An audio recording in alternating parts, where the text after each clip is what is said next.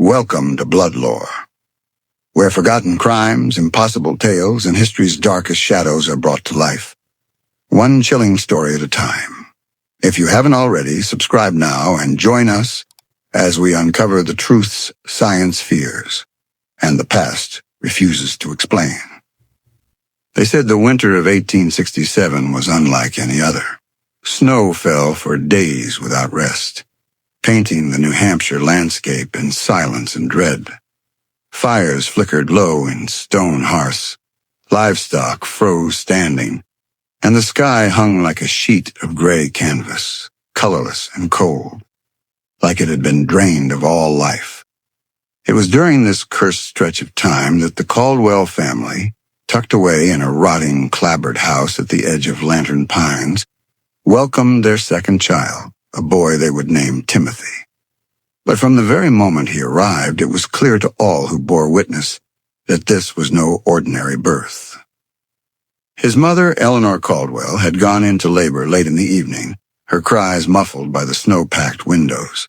No midwife could be summoned in time, so it was Henry Caldwell himself, Timothy's father, who delivered the boy in a cramped bedroom lit only by a smoking oil lamp and trembling hands. The room was still, too still. Timothy arrived silent, cold, unmoving. His body pale, waxy, without the frantic crying of a newborn or the writhing fists of life. Eleanor wept, believing her child had been stillborn. But then, after exactly 3 minutes and 17 seconds, he opened his eyes wide and calm and turned his head toward the lamp as though studying the flame. No gasps, no startle reflex. Just an eerie awareness too adult for a newborn face. Henry staggered backward, dropping the bloodied cloth in his hand. Eleanor screamed, not out of joy or relief, but confusion, even fear. Local doctors were summoned the next day. Word of the strange birth had reached as far as Stonemouth within hours. The snow may have muffled roads and voices, but some stories carve through weather like a knife. Dr. Lyle Fenwick was the first to examine the child. He took one look at Timothy's slate-gray eyes and muttered, "This child should not be alive." He said it with neither sarcasm nor superstition, just clinical observation. The boy's skin temperature registered barely above freezing, colder than most dead men he'd touched during wartime surgeries. Yet his heart beat slow and rhythmic. A sluggish thump, more fitting for an animal in hibernation than a human infant. When they pressed the stethoscope to his chest, they heard not just the pulse, but something else. A subtle hum, like a distant string being plucked far below the floorboards. They checked again. The sound returned. Timothy never cried, not once, not during feeding, not during baths, not when he was jabbed with a needle by a curious physician, hoping to collect samples. He stared instead, watching with unnerving attentiveness, as if learning, memorizing, or worse, remembering. And when the doctors compared their notes, they began to argue. One claimed it was a nervous system disorder unknown to current medicine. Another suggested the boy might not be human in the strictest sense, though he would never admit that hypothesis publicly. Fenwick, the senior doctor, simply locked his notes in a drawer and refused to speak about the visit again. He retired 3 weeks later. Some say he burned his papers before leaving town. As Timothy grew, the question did too. By the time he was 2 years old, he had learned to walk without falling once. No bruises, no stumbles, as though gravity bent a little differently around him. His first word was not mama or papa, but listen. He spoke it clearly, directing it at his mother as she turned a page of her Bible during a thunderstorm. He didn't speak often, but when he did, it was always in complete sentences, void of childish inflection. And when visitors spoke around him, he rarely blinked. In fact, no one in the Caldwell household could recall seeing him blink at all. This was the child who had survived being born without a heartbeat, who had returned from stillness as though summoned. The older folks in Lantern Pines began to avoid the Caldwell home, muttering that Timothy was touched by frost, a phrase once used for children suspected of harboring spirits or possessing second sight. Others whispered of changelings, fair folk, or worse, reincarnated souls whose past lives had clawed their way back into flesh. Eleanor tried to silence such talk, but even she found herself sleeping in fits, waking each night to find Timothy sitting upright in his crib, staring at the corner of the room as if watching something move that no one else could see. Records from that time are scarce, but one detail persisted in every account. Timothy's skin never warmed. Not in the bath, not in the summer sun, not when bundled near a roaring fire. He remained cold to the touch, like he had never quite left whatever place he came from. Scientists at the time tried to argue it was a glandular defect, a nervous condition, even a rare blood disorder, but their tests led to contradictions. His immune system was flawless. He never caught the colds that swept through the valley. His reflexes were hyper-precise, beyond what any child his age should possess. And once, during an experimental temperature study, he was exposed to a heat lamp designed to simulate desert conditions. The lamp shattered. Sparks flew. The metal buckled. And Timothy did not flinch. Years later, one nurse who had been present during that birth wrote a letter before her death. It was never sent, but found in her attic by a niece. In it, she described Timothy's birth not as a miracle, but as a second arrival. She wrote, "It wasn't that the boy came into the world. It was that the world allowed him to enter again, as though the rules were broken for him and for him alone." And perhaps they were. By the time Timothy Caldwell turned 5, the town had begun to hold its breath. It wasn't just the strange stillness in his demeanor, or the coldness of his touch that unnerved those around him. It was the deepening realization that something in this child had stepped beyond the realm of human understanding. Timothy did not behave like other children. He didn't giggle, didn't throw tantrums, didn't ask questions. He only watched, listened, and waited. Always waiting. But the most unsettling realization came quietly, whispered between neighbors, confirmed only by his exhausted mother. Timothy never slept, not once. At first, Eleanor Caldwell dismissed it as a mother's exaggeration, a symptom of stress, grief, or weariness. She had stopped inviting the physician to check on him, not out of neglect, but because each visit left the doctors more confused and more frightened than before. But when Timothy began to sit upright in his bed all night long, eyes wide open and fixed on the darkness outside his window, she could no longer ignore it. She tried to trick him, lighting candles late into the night, pretending to sleep herself, listening for the telltale slowing of breath, the gentle rustle of dreaming limbs. But each night ended the same. Timothy sat still as stone, blinking only when she made noise, acknowledging her presence with a small nod as if to say, "I'm still watching, Mother. You should be too." She confided in her sister first, who told a priest, who told the school teacher, and within weeks the entire region whispered of the sleepless boy. Timothy began to be seen around the village in the middle of the night, walking silently through the snow-covered roads. He didn't knock. He didn't speak. He would simply stand in the yards of local homes, unmoving, until someone spotted him and called out. By the time they reached the door, he was gone. A child walking alone at midnight should have sent fear into every heart. But it wasn't fear they felt. It was something colder. Dread. Because no one believed he was ever really gone. Just somewhere else, watching. The Caldwells tried to lock the doors, to nail the windows shut. But each morning, Eleanor would find the front door slightly ajar, no footprints leading in or out. Sometimes he would be back in his bed, eyes wide, waiting for her to notice. Other times she'd find him standing in the parlor, staring into the hearth long after the fire had died, like he was trying to remember what warmth once felt like. The lanterns would flicker as she entered, and more than once, she'd find her own reflection in the mirror behind him, distorted, stretched, flickering, almost hesitant to match her movements.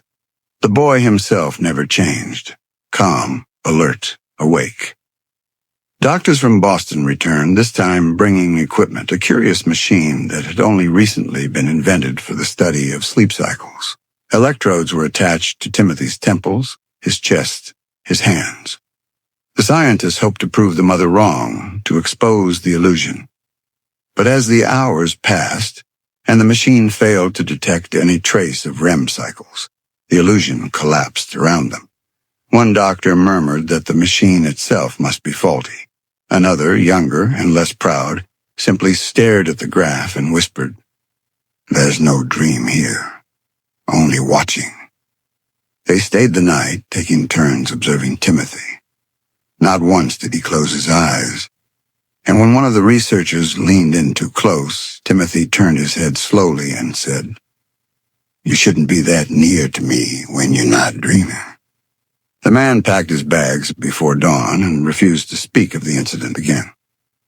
Stories of Timothy spread quickly now, attracting attention from odd corners. Paranormal enthusiasts, religious sects, even a traveling mentalist who tried to communicate with him through cards, symbols, and chants. Timothy would simply nod, then correct them.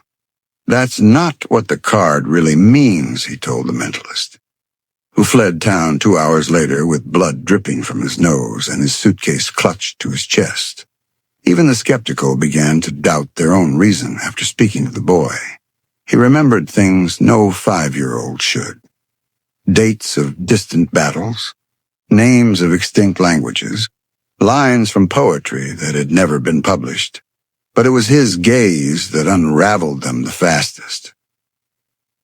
No one could look into Timothy's eyes, they were gray. Not the cloudy gray of blindness, but the kind that shimmered, like the inside of a storm cloud just before lightning strikes. When you looked into them, time seemed to slow. Memories you hadn't touched in years clawed to the surface. Some people wept. Others turned pale and ran. Eleanor once found herself paralyzed mid-conversation, unable to recall what she had just said, her words hanging in the air as Timothy tilted his head and asked, "Are you sure you were ever asleep to begin with?" It was during one particularly long winter night when Eleanor began keeping journals. She recorded her son's waking hours, noting every minute, every hour, and every pattern, or lack thereof. Days turned into weeks. There were no fluctuations, no signs of mental fatigue, no breakdowns. He was functioning with a calmness that no child or adult could possibly maintain without sleep. But there he was, day after day, sitting quietly, speaking in soft riddles, watching the snow drift outside as though he were waiting for something ancient to return to him. She tried taking him to church, but when they walked through the chapel doors, the candle flames dimmed, and the priest forgot the opening prayer. Timothy stood beneath the stained glass window, staring up at the image of the crucifixion, and whispered, "He's not there anymore."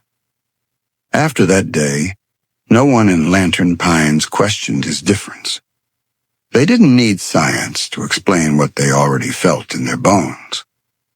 They only knew one thing for certain: he never closed his eyes. There's an old belief in towns like Lantern Pines, quiet, superstitious places carved into the woods, that when animals act strange, it's best to pay attention. Long before science arrives with its instruments and theories, the creatures of the land already know what doesn't belong. So when Timothy Caldwell began walking through the town alone, barefoot even in the snow, it wasn't the people who noticed him first. It was the animals, and whatever they saw or sensed turned them to panic. It began subtly. Birds stopped nesting near the Caldwell house. Chickadees and crows, once common among the pines, vanished. The branches remained still, nests abandoned, eggs frozen in place, untouched by predator or time. Dogs in nearby homes would growl when Timothy passed by. Their hackles raised, eyes locked onto him without blinking. Even the most loyal family pets, golden retrievers and hounds known for their docility, would recoil or bark endlessly the moment he neared the property line. Eleanor wrote it off at first, a coincidence, perhaps the animals reacting to his stillness or his strange scent. But when the horses reared at the mere sound of Timothy's voice and refused to be calmed for hours, the pattern became impossible to ignore. The schoolteacher's cat, a sleek black tabby named Mina, had been known to curl up in any warm lap she could find. But when Eleanor brought Timothy with her to visit the school, Mina bolted from the room and clawed through a shuttered window to escape. She was never seen again. Eleanor didn't mention it to the teacher, but when she looked back at Timothy, he was sitting quietly in his chair, one hand resting on the desk, eyes not on the door or the cat, but on the shadow where Mina had once sat.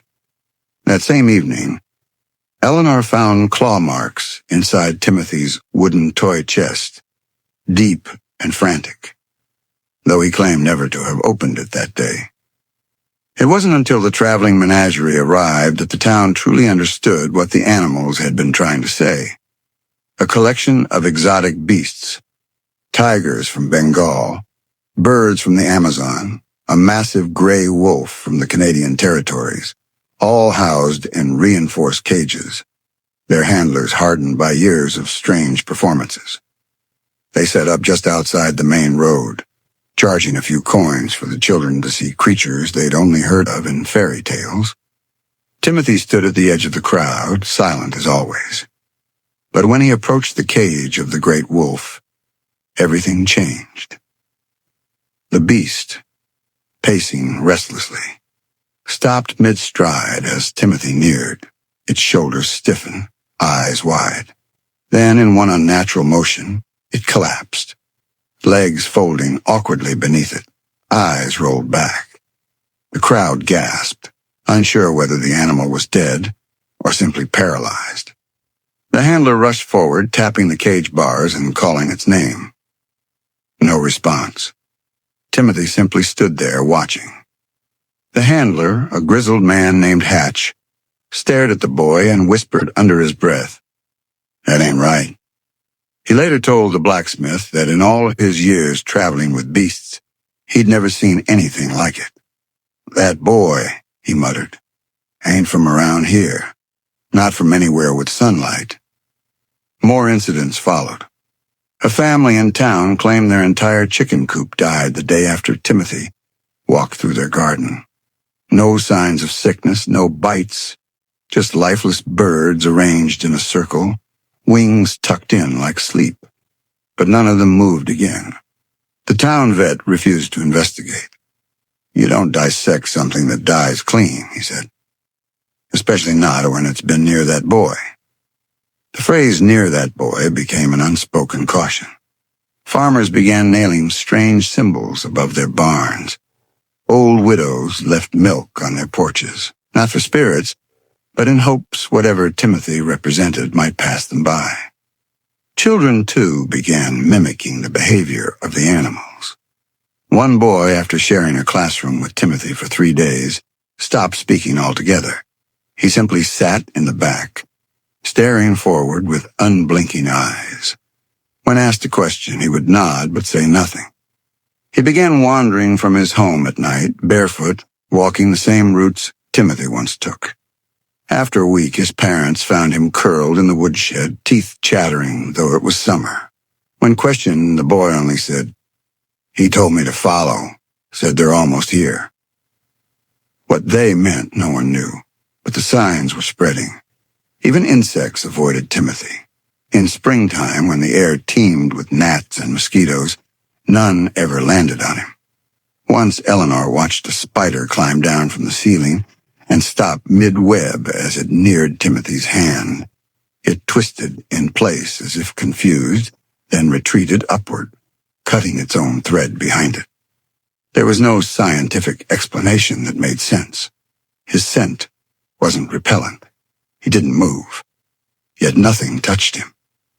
The more observant townsfolk came to believe he existed, just slightly out of sync with the rest of nature, like a ghost walking through a painting. It was the forest animals that confirmed what many feared. Trappers spoke of finding deer carcasses in unnatural positions, their bodies twisted in ways no predator could inflict. No blood, no struggle, just frozen, terrified expressions. Always near the trails where Timothy had been seen. One hunter, George Hale, swore he saw Timothy kneeling in the woods at dawn, his hands on the ground, surrounded by a circle of foxes, not moving, just watching him. The foxes turned in unison, eyes wide, and ran without a sound. When Hale blinked, Timothy was gone. Nature, in all its ancient wisdom, had already given its verdict. Timothy Caldwell did not belong, and everything that lived and breathed, everything that felt the pulse of life and instinct, knew it, long before man could admit it. By the spring of 1867, the name Timothy Caldwell had become more than a whisper in Lantern Pines. It had become a shadow that moved ahead of him, lingering in the corners of every household. Etched into the conversations families were too afraid to finish. For all his strange habits, his sleeplessness, his frost-cold touch, his eerie stillness, it wasn't until the sicknesses began that the town truly started to unravel. And it came not in plagues or violent contagion, but in something far quieter, far more personal. One by one, the people closest to Timothy began to break. It started with the neighbors, the Densworth family, who lived just 3 fields over. They'd invited Timothy over one afternoon to play with their young daughter, a bright little girl named Mabel who had taken a curious liking to him. Eleanor hesitated but allowed it, desperate for any sign that her son could interact like a normal child. Timothy spent 2 hours in the Densworth home. He didn't touch anything, barely spoke, just followed Mabel from room to room. That night she screamed in her sleep. Night after night, the same unshakable terror. She couldn't describe what she saw, only that there were things under her bed, in her closet, things wearing the wrong faces. By the end of the week, Mabel had stopped eating and would no longer enter her own bedroom. Her parents moved her to her aunt's house in Portsmouth, and though she eventually recovered, she never again said Timothy's name. Then it was the town clerk, Harold Penn, a healthy, stubborn man, rarely sick a day in his life. He encountered Timothy just once that season, when Eleanor brought her son into the post office to collect a letter. Timothy hadn't even spoken. He had simply looked at Harold. That was enough. Within 2 days, Harold collapsed behind his desk, convulsing and muttering gibberish that none could translate. When the town doctor arrived, Harold had lost the ability to form complete sentences. He was moved to a rest facility in Concord where he died, not from disease, but from starvation. He forgot how to eat. More followed. A pregnant woman, living near the edge of town, suffered a sudden miscarriage after seeing Timothy standing in the woods beyond her window. No one believed her at first. She had been alone, and the snow left no footprints. But she swore it. Swore that he was standing there barefoot in the frost, not moving, just staring at the house. That night her candles went out without wind, and every mirror in her home cracked down the center. She lost the child the next morning. The town physician, the same man who had once examined Timothy as an infant, decided to investigate the pattern. He began collecting accounts, charting the proximity of each victim to the boy. And what he found chilled him more than any of the stories themselves. Each person who had fallen ill, lost their mind, or suffered some unexplained catastrophe had either touched Timothy, spoken to him directly, or shared a room with him for longer than 5 minutes. The intervals varied, but the pattern was clear. It was as if Timothy left something behind, an imprint, a residue. The doctor theorized cautiously that the boy might be radiating something unknown. Not sickness, he wrote in a journal that was later burned, but presence, a kind of gravity that erodes the human mind. That doctor, in his final act of professional curiosity, attempted to study Timothy's blood. Eleanor, hesitant but desperate for answers, allowed it. The needle pierced his arm.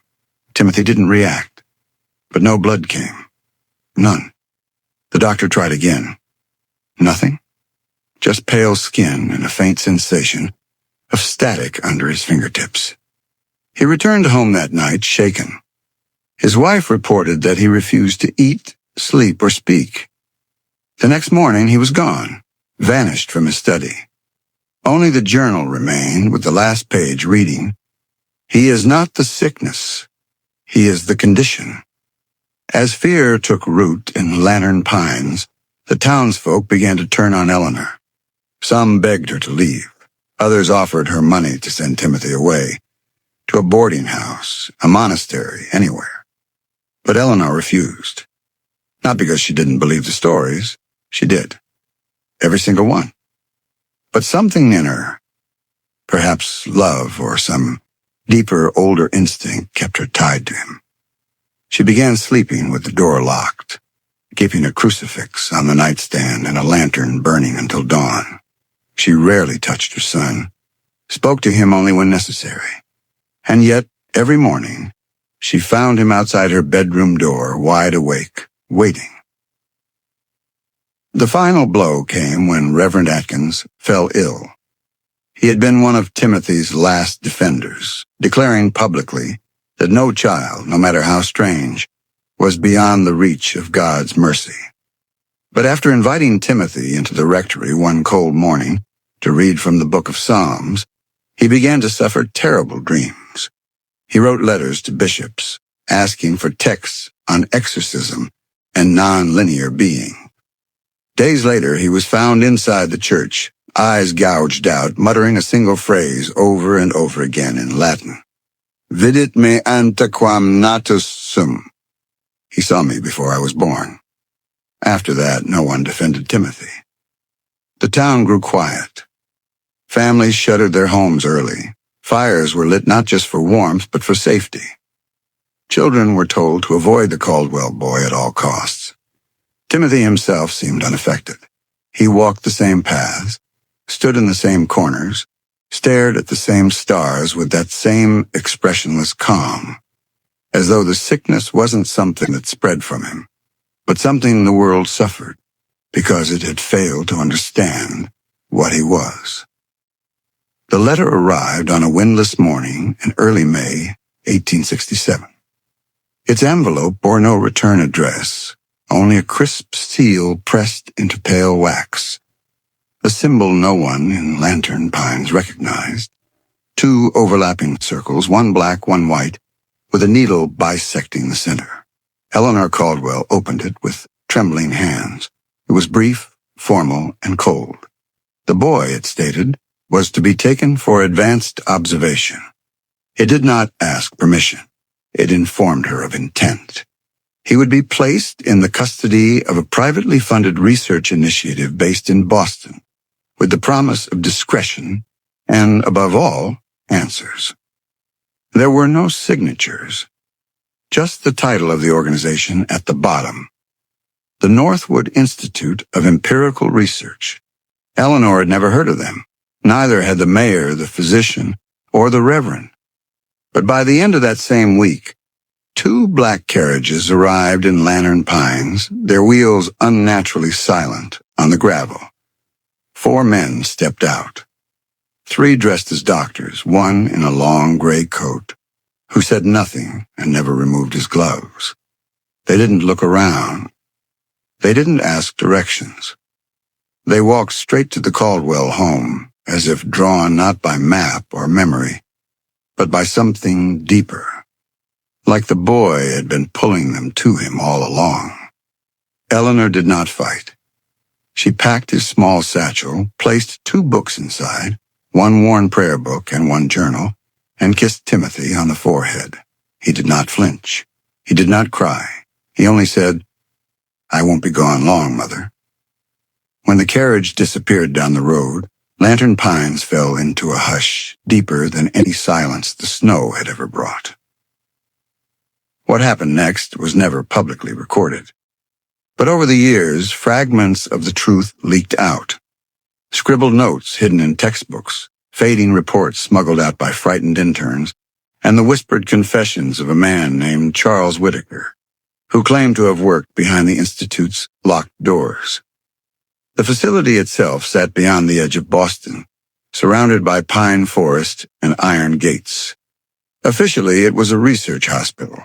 Unofficially, it was something else, a warehouse of anomalies, a place where science ceased to ask why and began to ask how far. The moment Timothy entered, the air changed. Whitaker claimed electrical lights flickered each time he walked down a hall. Thermometers snapped. Clocks ticked backward. Mice bred for lab tests died within minutes of sharing the same room with him. And yet, the boy never so much as blinked. He simply watched, listened, waited. The first experiments were basic. Blood samples, reflex tests, sensory analysis, but none of them made sense. His body temperature remained dangerously low, but never dropped further. His eyes responded to light, yet didn't show the expected pupil dilation. More troubling, when placed inside a sealed room with 0 sound input. Timothy would often speak aloud to himself, answering questions no one had asked. When they checked the surveillance tapes, audio corruption blurred the footage. Static poured in where words should be.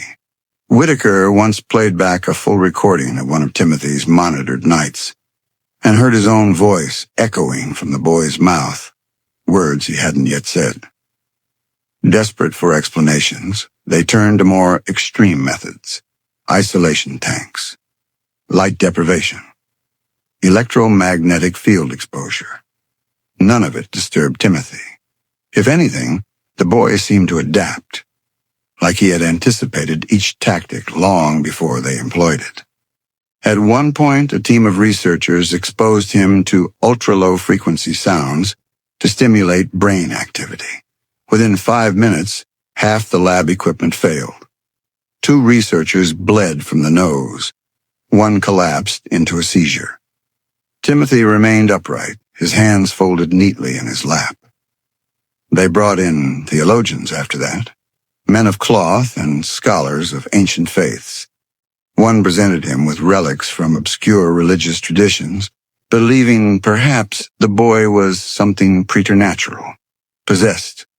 And the worst part, according to Whitaker, wasn't the boy's indifference. It was the feeling the staff got as the days wore on.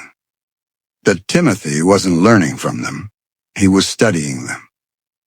After 31 days of experimentation, the report stopped. The Institute fell into internal silence. Correspondence ceased. Families of the researchers began to receive redacted letters claiming their loved ones had transferred or gone abroad. One woman came to the gates daily, demanding to speak to her son, an intern named Elias. She was turned away for weeks. On the 40th day, a nurse brought her a small box containing only a ring and a note in handwriting that did not match Elias's. It read, "He saw too far." The final known photograph of Timothy was taken inside the Institute. Blurry, low resolution, but unmistakable. He is seated at the center of the room, smiling faintly. Around him, 4 figures stand motionless, their faces distorted by the lens. Shadows do not fall naturally. The corners of the frame appear warped. That image disappeared from official archives sometime in the 1920s. Only a crude pencil sketch, based on memory, remains in a former janitor's diary. Beneath it, he wrote only 4 words. He was never alone. And just like that, all contact ended. The final chapter of Timothy Caldwell's story unfolded in silence, not in thunder. It happened on a night so still that even the wind outside the Northwood Institute seemed to hold its breath. November 14th, 1867, just past 3 a.m. when the world is most vulnerable, caught between one breath and the next. The staff were asleep or sedated, or in their own rooms pretending to rest while the thought of the boy down the hall gnawed at their nerves. He had been there 42 days. In all that time, not once had he slept, cried, or shown fear. He simply waited, eyes always open, as though he already knew what would come. That night, the clock stopped. Not slowed, stopped. Every watch, every wall clock, every second-counting device on the Institute grounds froze at precisely 3:07 a.m. Investigators would later find the same anomaly repeated across town. At bakeries and train stations and private homes as far as Portsmouth, time stood still for 13 minutes. People recalled waking with blood in their noses or dreams they couldn't remember but which left their hearts pounding. One man awoke standing in his front yard with no memory of how he got there. A child screamed endlessly in his crib, not from fear, but from silence. A farmer's lantern burst without flame. Inside the Institute, security patrols found nothing at first. The facility, always unnaturally quiet since Timothy's arrival, had become tomb-like. Doors unlocked themselves. Lights dimmed but never went out. Cameras, when reviewed later, recorded only black frames or strange flickers of movement at the edge, something brushing against the lens never seen directly. One janitor who had refused to work near Timothy's wing reported hearing footsteps echo through the corridors, soft and deliberate. But when he turned the corner, no one was there. He found a door ajar that should have been locked. Inside was Timothy's room, empty. There were no signs of escape, no broken glass, no footprints, no forced locks. The boy's clothes lay folded on the end of the bed, the prayer book open to a page about the Transfiguration. The blanket, undisturbed. It was as if he had simply ceased to exist, not taken, not run, just removed. There was, however, one thing left behind. Frost. Thin layers of it clung to the inside of the windows, the metal bed frame, the walls. Every object had become brittle and biting to the touch. One nurse touched the handle of his desk and recoiled with burns across her palm. Not fire, but cold, deeper than the winter's reach. Some theorized that Timothy had undergone what they called trans-dimensional departure, a phrase that didn't exist in medical literature at the time, but appeared later in obscure journals written by former staff. Others whispered that he had been reclaimed, not by death, but by whatever force had sent him in the first place. Those who'd worked closest to him experienced odd side effects. One man lost all color perception. Another became obsessed with drawing concentric circles over and over until his walls were covered. Whitaker, the same man who'd once believed in science above all else, fled the Institute and was found months later in a monastery in Vermont. When asked why he'd left, he said, "Because I saw the moment he looked through me. Not at me, through me. And what looked back wasn't human." But it was the outside world that bore the strangest consequences. That same night, scattered across New Hampshire, residents reported what they could only describe as shared hallucinations. A woman in Keene claimed her dead husband sat beside her in bed, smiling with glassy eyes. A fisherman in Dover said he saw every fish he'd ever caught swimming under the ice of a frozen lake. Children across the state refused to sleep, screaming that there were mirrors behind their eyelids. And one elderly man in Gilmanton said that at exactly 3:07, the stars blinked out just for a moment, and when they returned, they were in the wrong places. When officials finally released a statement weeks later, It claimed that the facility had suffered an electrical fire. There was no mention of Timothy or the missing files or the 13 minutes of frozen time. Staff were reassigned or vanished quietly. The building was sealed. Later, it burned to the ground under mysterious circumstances. No cause was ever identified. As for Timothy Caldwell, there were no sightings, no records. But the legend grew. In the decades that followed, people began to tell stories. Stories of a boy seen walking through frozen fields, untouched by time. Of children who claimed to dream of a pale boy with gray eyes, who whispered secrets no child should know. Of clocks that stopped without reason, frost appearing on windows in midsummer, and voices that echoed from old wells repeating a single phrase, "I won't be gone long." Some say he was never meant to stay, that our world, with its fragile logic and brittle time, was only a stop along a greater journey.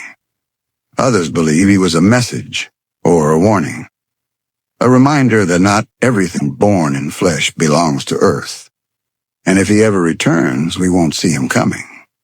We'll feel it instead, in the way the animals go quiet, in the flicker of the lights, in the sudden cold that no fire can push back. Timothy Caldwell did not vanish. He transitioned.